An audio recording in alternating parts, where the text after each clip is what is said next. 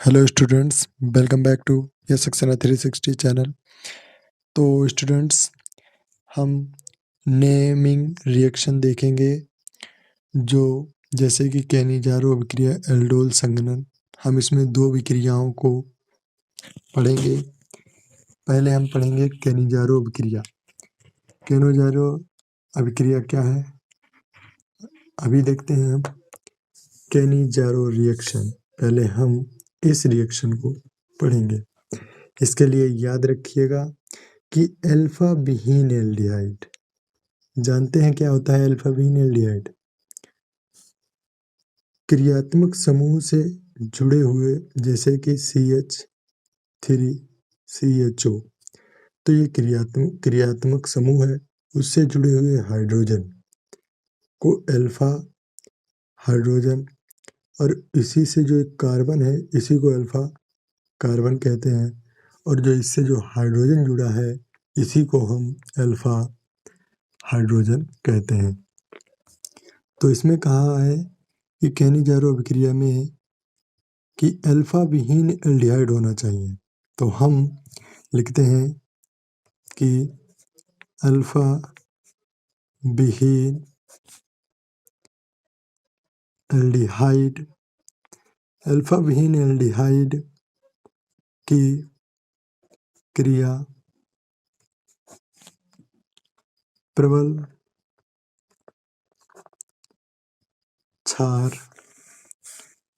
जैसे कि sodium hydroxide या पोटेशियम हाइड्रोक्साइड, कुछ भी ले सकते हैं। तो हम लेंगे सोडियम हाइड्रोक्साइड के साथ क्रिया कराने पर अल्कोहल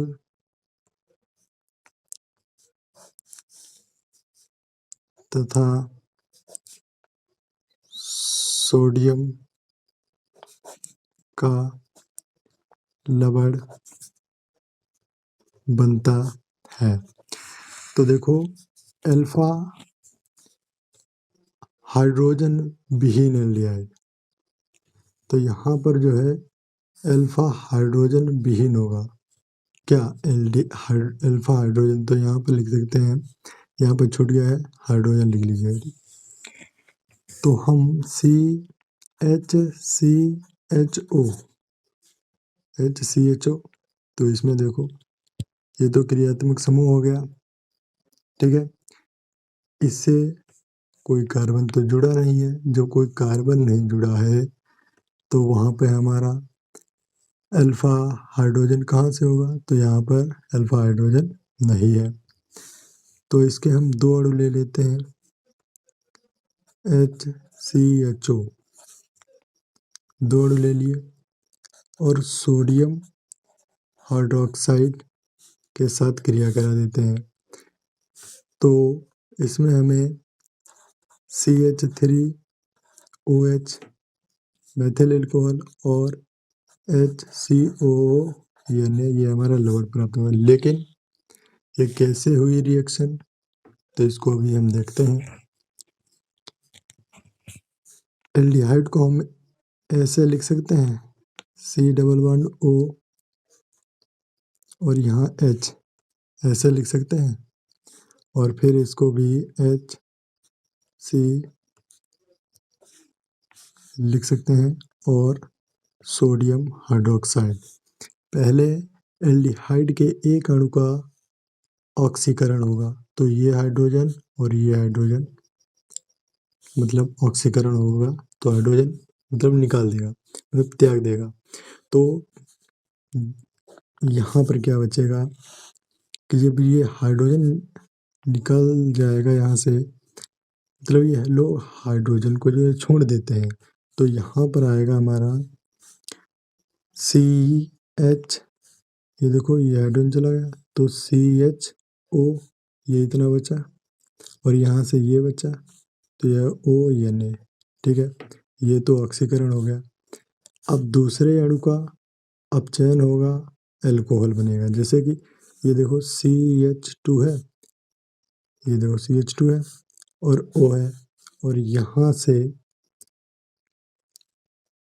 से एक जो हाइड्रोजन है इस कार्बन पर आएगा तो ये 3 हो जाएगा, और एक हाइड्रोजन यहाँ आएगा तो ये डबल बॉन्ड है, टूट जाएगा, तो यहाँ पर एल्कोहल बन जाएगा। तो ये होगी हमारी केनिजारो अभिक्रिया। अब देखते हैं एल्डोल संघनन। ठीक है, तो एल्डोल संघनन क्या है? दूसरी रिएक्शन देखते हैं, एल्डोल संघनन।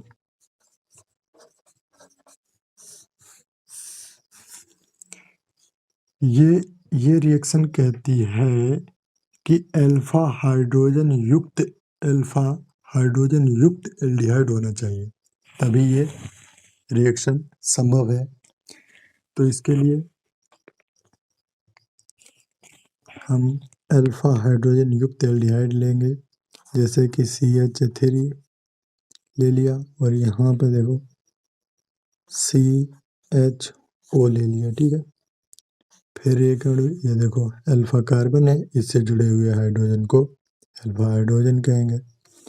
तो यहाँ पर फिर 2 अणु ले लेते हैं ना, तो CH3 CHO एल्डिहाइड के 2 अणु ले लिए, और सोडियम हाइड्रोक्साइड की उपस्थिति में जब इसके सोडियम हाइड्रोक्साइड क्रिया कराएंगे तो यहाँ से अल्फा कार्बन से जो ये अल्फा हाइड्रोजन है, यहाँ इस प्रकार से इसको हम ऐसे लिख सकते हैं, देखो CH3 CH, और यहाँ देखो O, और ये डबल बॉन्ड है तो हमने एक डबल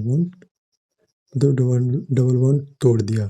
तो यहाँ से हाइड्रोजन जो है यहाँ आ जाएगा एक, और यहाँ क्या बचा CH2, तो ये यहाँ पर CH2 और CHO जुड़ जाएगा।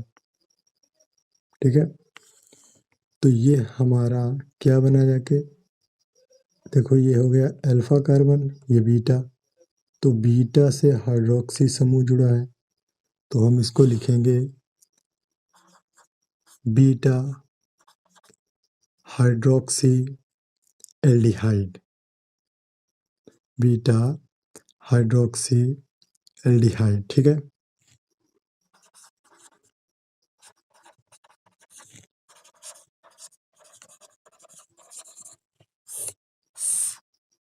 तो ये हमारी दोनों रिएक्शन कंप्लीट होती हैं।